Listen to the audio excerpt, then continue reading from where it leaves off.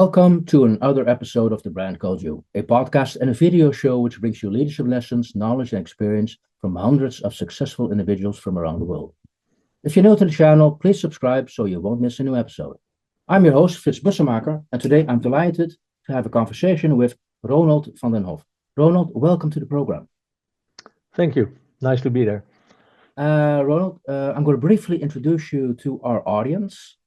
You have a background as a serial entrepreneur in new media, social network communities, also building software for meeting venues. The most significant, which definitely we're going to cover today, is you're the co-owner, founder of Seats to Meet, but also the author of books with a very provocative titles like Society 3.0 and the Serendipity Machine. Again, welcome to the program. And I'd like to actually start off with those books because, as mentioned, I find those titles very provocative. Society 3.0, the Serendipity Machine. Mhm. What are these books about, and why did you decide to write those books? Well, in general, you can say the book Society 3.0 is about the changing society, the difficulties we are facing and organizations and companies are facing, and what solutions are available, and how you can change your organization into more dynamic, networked organizations where we think the answer is to all the changing, continuous changing environment in this world. And the book Serendipity Machine, I mean, that has to do with, I'm from the meeting industry, and we created with Seats to Meet also meeting and convention centers. That most of the times, most value is being generated where completely unexpectedly two people who didn't know each other before are meeting each other, start talking, and then all of a sudden one and one becomes not two or three, but even four.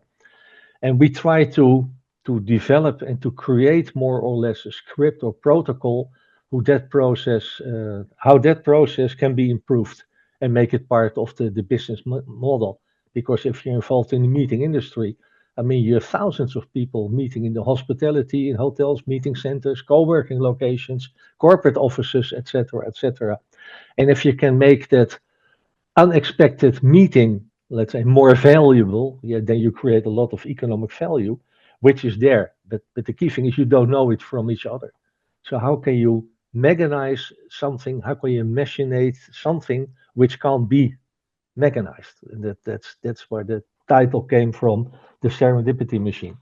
Because in our meeting centers, which we have been operating for the past 30 years, we always have to say, well, what's your added value? I mean, everybody can put four walls and a roof and nice carpet and a meeting table in the middle and say we have a meeting room and this is a meeting center. But we think that solutions and the creativity, when you bring people together again who are unknown to each other, is very relevant, and that makes your own location very relevant at a certain point. And this gives you an opportunity, the point of difference between your competition and your own locations. Okay, so, does that mean what I'm hearing you say is that the books you have written, that the meeting centers you helped found are actually physical manifestation of your ideas of how the world is changing? Yeah, exactly. Yeah. Exactly. Well, the key thing is, of course, if you are involved in a lot of innovation, and every day you're inventing new stuff and you throw out new things, especially in the hospitality industry, you have to come up with new words and new language for what you're doing. And that means that most of the time I spend my time in explaining what we are doing to people. Because if you have never experienced it before, and you run into a situation where you say, "Hey, what's happening? I met this guy," and all of a sudden we start writing a book and this and that and that. Yeah, how do you define that? How do you relate that to other people? So that's where the book came in. So basically, the book was were written down of all the things we tried out and we developed during our day-to-day operations. Now, you mentioned you started this about 30 years ago. Mhm. How old are the books? The book Society 3.0 is from 2010, 11. and the Serendipity Machine 2017 and 18. Okay, so roughly 10, 15 years old. Yeah. Is what you have described in those books, do you think it's still relevant? Oh, Uh, it's very relevant. It's very relevant. yeah. It surprises me every now and then that what we have been working on and working with in 2010, that a lot of companies are still struggling with those challenges today. And Okay. that, I mean, if you look at the development in the hospitality industry, that didn't change much over the past 30, 40 years. I mean, a hotel is still a hotel, and then they all have a swimming pool, and they all have a rooftop bar, and Yeah. they all have a meeting center, and they all. But what's the difference between brand A and brand B and brand C, and then they started into niche marketing, and they call it city hotels and boutique hotels, and just give it a name. But the key thing is obviously how do you create an experience, because that's what hospitality is all about, an experience which is changing people. So it's not so much about the hardware, where everybody's still looking at, but it's about the software. And what always surprises and amazed me that a lot of people are in the industry are still struggling and trying to outbid each other with I have 4 stars and I have 5 stars and I have 6 stars. But that basically means more gold platter on your wall. Yeah. But it's about the meeting of people. Corporations, the same thing. You have a lot of corporate headquarters. Thousands of people are working there, and the first floor doesn't know what's happening on the second floor and on the fifth floor. And they fly in all those external consultants, and they have the knowledge often in their house, but they don't know it. So that amazes me. So that's and of course in that book I predicted the decline of Western society a little bit and the rise of China. I mean, and that really worked as I thought it. I've been in China for the first time in 2005, 2006, and then I saw already what was going on there with my own eyes. And I saw Western companies just giving away basically their knowledge, and that's well the results we're seeing today. So what I've written down 15 years ago for 75%, it's still a problem. It's still not solved, and the other 25%, we see the effects every day, every day. Now, I desperately want to talk about Seeds to Meet a little Sure. later on, but I also want to briefly ask you, how did you end up in the hospitality industry?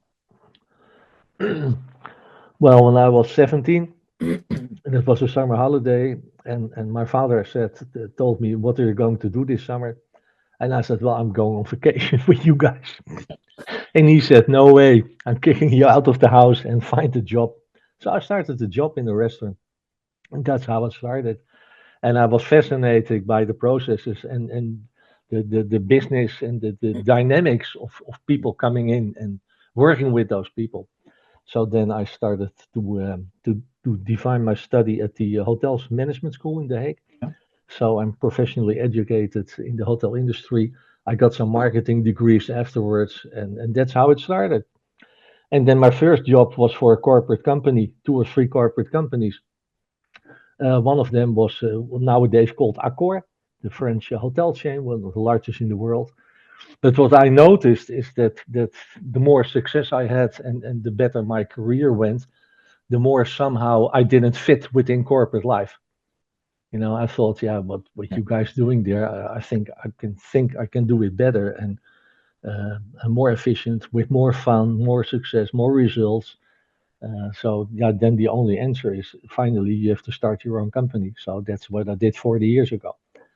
And I started my first meeting and convention center, and that was in the center part of the Netherlands. And that's how it all started. It was in before the era of internet, and of course, yeah, it was the old-fashioned way of doing things. But we had a lot of innovations going on already.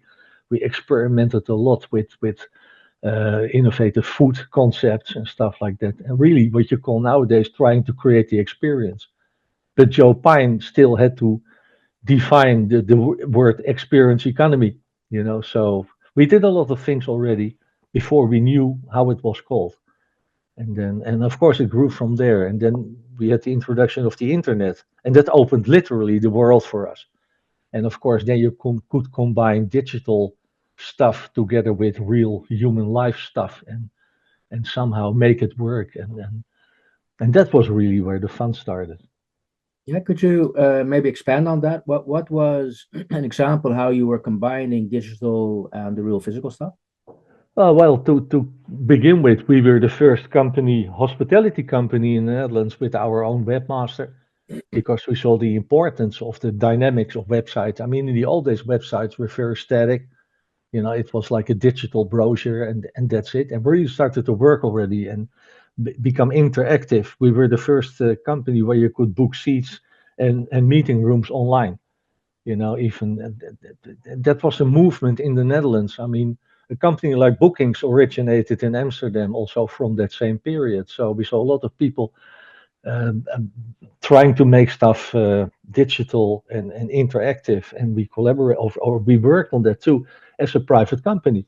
You know, so that's how I started with my software company.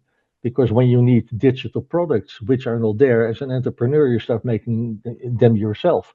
But if those products are interesting for me, they're interesting for the whole branch as well.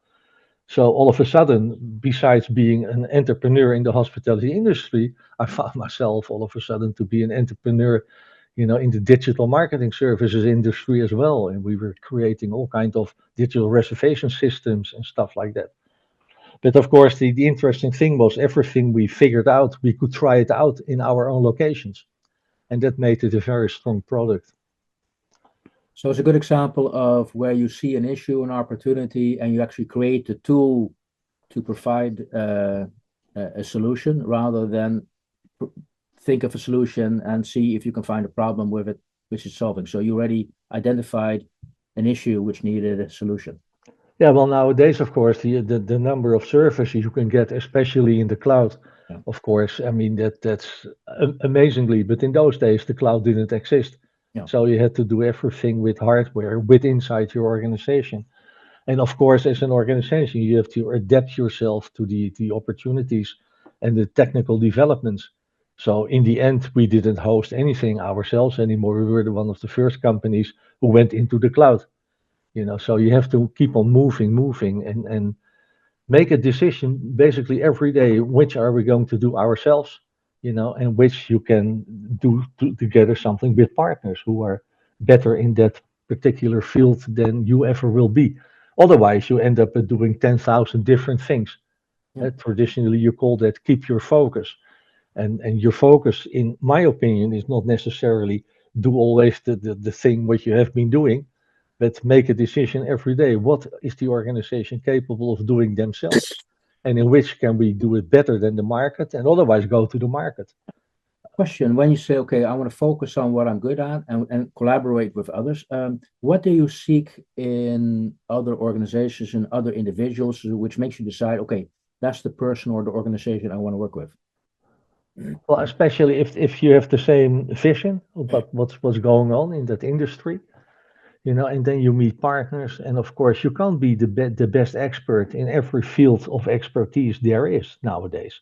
So you have to collaborate with people in other organizations, Yeah. but you must have the same vision. Yeah. You must share that vision. And whether the shared vision is within your organization or within your network, for us, that's the same.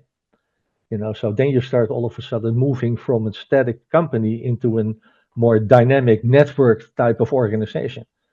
So Yeah. when we work with partners, it wasn't necessarily always where we were buying something from them, but we really start to collaborate and develop stuff together, you know, and that's a different way of perspective. So it's not so much, you know, like saying, well, we're going to buy 10 PCs here and we're going to buy this software package and whatsoever.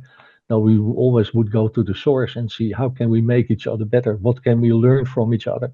Okay, maybe you already answered part of the question because because I was thinking about, okay, you have to identify if you share a common vision. Do I translate that to common enough, or does it have to be exact? Because the minute you start to compare, there's always going to be some kind of small differences in vision. So I'm assuming that both sides need to adapt their vision to the common vision rather than, okay, collaboration is you have to adapt to me. So how does that work? Partly. Well, the thing is, your vision is dynamic, should be dynamic, because the changes around us, technologically, politically, geographically, I mean, things are going so fast that basically you have to adapt your vision every day. And of course, by collaborating with your partners and discussing your vision continuously, it's not a one meeting and say, well, we share the same vision, let's collaborate. Now, part of collaboration is where you share your vision on a regular basis. So, and of course, then if the visions are dynamic, then you've always find common ground in which you can work with each other together. I mean, people have their mission statement and they write it down, and it's stuck on the wall. And then I think, yeah, then you make it static. But life isn't static anymore, and economic life is not static at all. There are changes every day. I often say that there's every day there is a steam engine being invented somewhere in this world. Well, we all know what an impact the steam engine made in our economic and social life in the 1800s. So if a steam engine is invented every day somewhere in this world, you have to be very much aware of what's going on around you.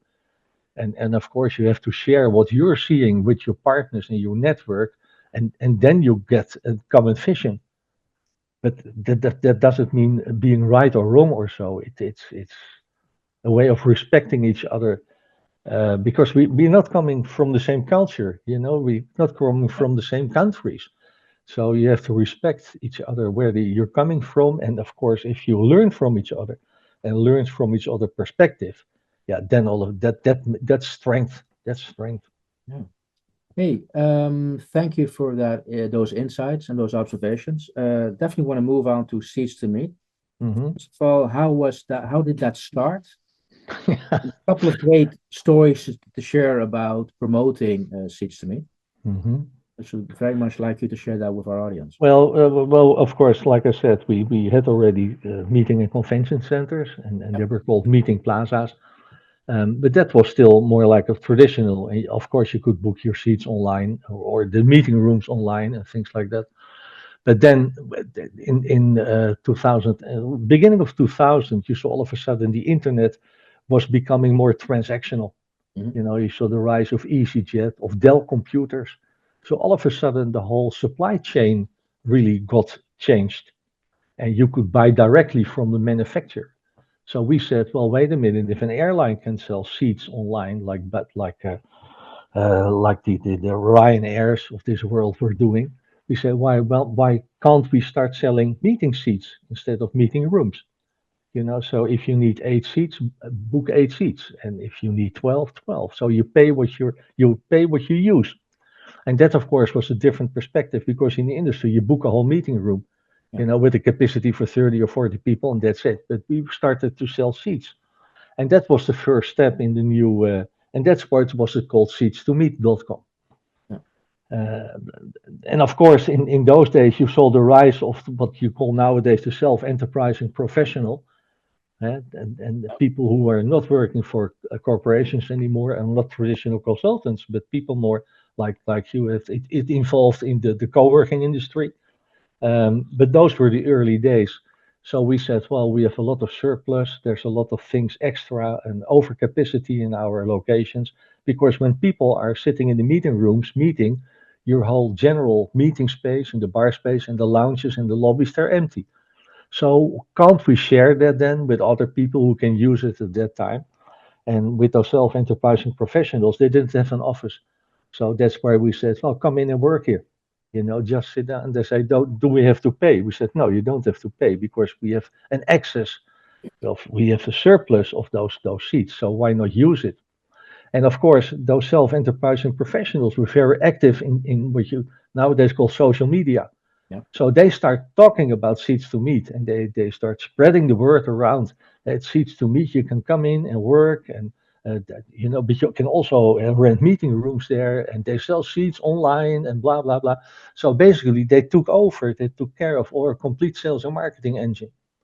So by sharing your surplus, it didn't cost us anything. We had those seats anyway. We had the buildings anyway, and people were coming in and they were having fun. They were enjoying themselves. But it was so new that we really didn't have to spend any money really zero budget on sales and marketing. So that was the first benefit we had. And we never realized that. But your sales and marketing budget is about 30% of your whole operation. So that was the first tremendously step in profit we were making as a result of sharing your surplus seats. So that was fun. But then we noticed a different thing, that when people who didn't know each other started to talk to each other, we saw new kind of initiatives arising and new companies, and people started to collaborate, and they started to write books, and they started new companies and new ventures. And of course, if they were successful in their efforts together, they were in need of meeting rooms. Because if you can have an informal meeting with 2 or 3 people in a restaurant, but if you were 10 people at the table, you need a meeting room. So all of a sudden, we realized we created our own internal market in-house, and we tried to make them even more successful. And the more successful they were, the more meeting rooms we sold to them. So then we capitalized really on their efforts, and yeah, their success was translated into turnover for us. But what I'm hearing you is, without you actually planning for that, you became an incubator. Yeah. But the benefit for you is just selling more office space or seats for meetings. To what extent were you ever tempted to say, look, as an incubator, I also want a piece of the action of what those incubators are trying to create? Or how did you balance that? That's a choice. That's a choice. We at that moment we decided we're not a venture capital company. We facilitate incubators and incubation as such. And our benefits was then indeed the increase of sales of meeting rooms. For us, that was enough. That's the challenge. That's your focus. We said we're a hospitality company. We're developing software, and let's focus to that.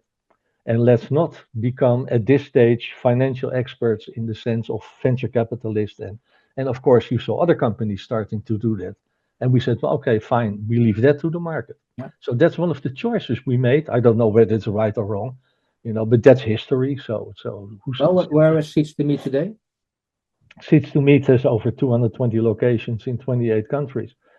And it's still growing. I'm no longer involved. I sold my shares. I'm 72 now, so I sold my shares a couple of years ago. But they still keep on growing and in an informal type of network. Okay, But another thing interesting was when those professionals were starting to work, we saw that mechanism where they were learning from each other and create new business. And of course, that was called serendipity. So that's where the word serendipity. Then we said, well, basically, what we have done is create a serendipity machine. So that was my second book about, where we described that process and how that was done. And so that for me, that was the full circle.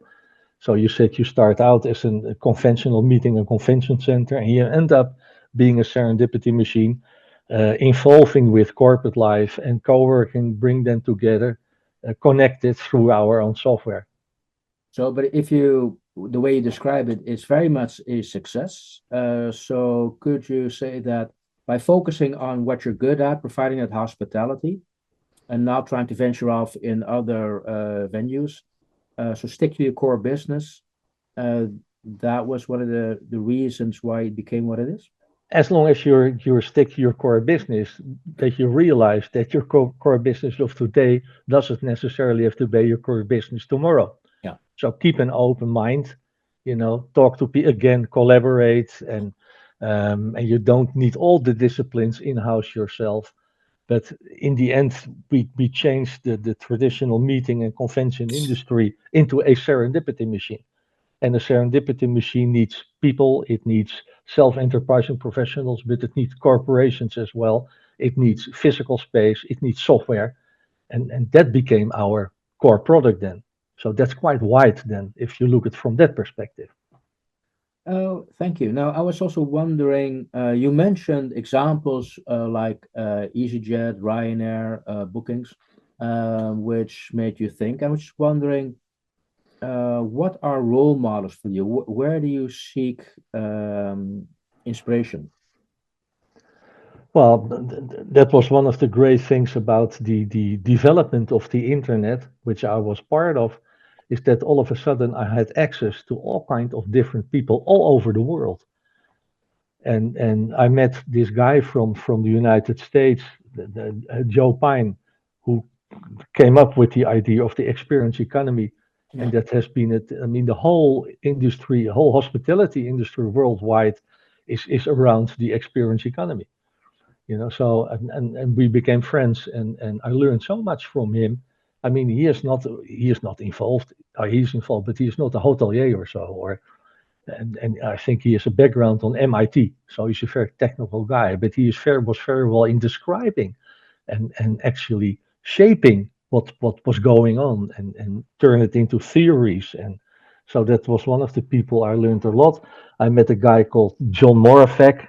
He was from the States too, and he was involved in innovation of education, for instance. Well, I have nothing to do with education. I mean, we were not a school, but still, when people are me, how do you make collaboration better? How do you make people better? That's by education. So I met those people in the early days of the internet, and with a lot of them we became friends, and that's were my role models, and it showed me that there is so much going on, let's say, on this earth. Yeah, how do you make the best out of it, and how can you combine everything? So in that sense, role models um, are important.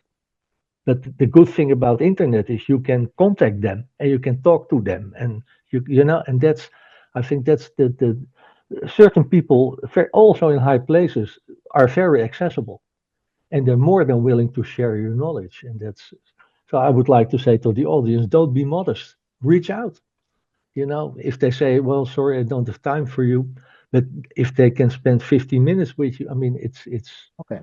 there's so much value to be gotten there. Ronald, it's a great open invitation to the audience. Now, as you mentioned, you've sold your shares of Seats to Meet. Mhm. Keeps you occupied today. Sorry. You've sold your shares, so you're Yeah. not longer involved in Seats to Meet, but Mhm. what keeps you occupied today? Oh, I'm more in the supervisory type of jobs. So I'm supervising officially supervising certain companies where we collaborate with the board of directors, and I also learn smaller companies how to scale and smaller organizations, and that involves from a CrossFit box, from one box create 10 boxes in the Netherlands to a cooperative society called Land van Ons, our land, and that's where with donations from private people we buy land and we change that into much more biodiversity together with local farmers and things like that. And they at this stage have in the Netherlands 30,000 members, and they're doubling up. So that means there's a lot of knowledge and experience about how to improve the biodiversity, but how to improve your organizations so you can deal with, instead of 30,000 members, with 60,000 members.